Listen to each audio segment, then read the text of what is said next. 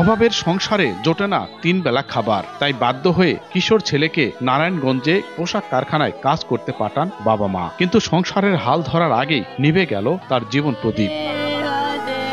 স্বজনরা জানান 3 মেয়ে 1 ছেলে নিয়ে রিকশা চালক পিন্টুর পরিবারে রাসেল ছিল সবার ছোট। অভাবের সংসারে পড়ালেখা করার সুযোগ হয়নি রাসেলের। পরিবারের খাবার জোগাতে কখনো বাবার রিকশার প্যাডেল, আবার কখনো অন্যর জমিতে দিন মজুরির কাজ করত কিশোর রাসেল। আরেকটু ভালো আয়ের আশায় প্রতিবেশী সহযোগিতায় 6 মাস আগে নারায়ণগঞ্জের একটি গার্মেন্টস কারখানায় কাজ নেয় মাত্র 15 বছরের ছেলেটি। 7,000 টাকা বেতনে কাজ করা রাসেলকে নিয়ে পরিবারের মাঝে সবে স্বপ্ন দানা বাঁধছিল, কিন্তু একটি বুলেটের আঘাত সব তছনছ করে দিল।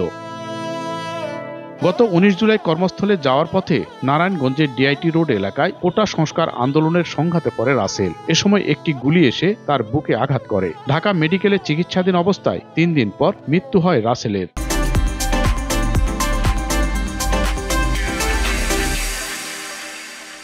বাবার কি বলে না হাল ধরা শিখেছে আমার বাবা খায় না খায় আর বাবা মানুষ করেছি। কারখানায় যখন আসে তখন কিরে গুলি লাগছে রাস্তায়।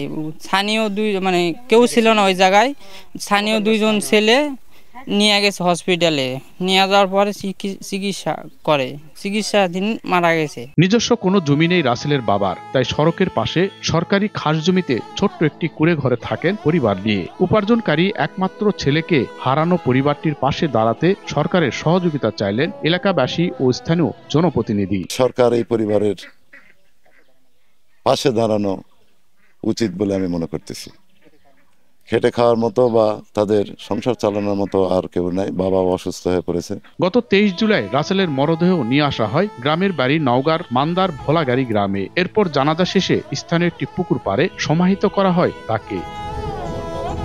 এমআর রকি, সময় সংবাদ, নওগাঁ।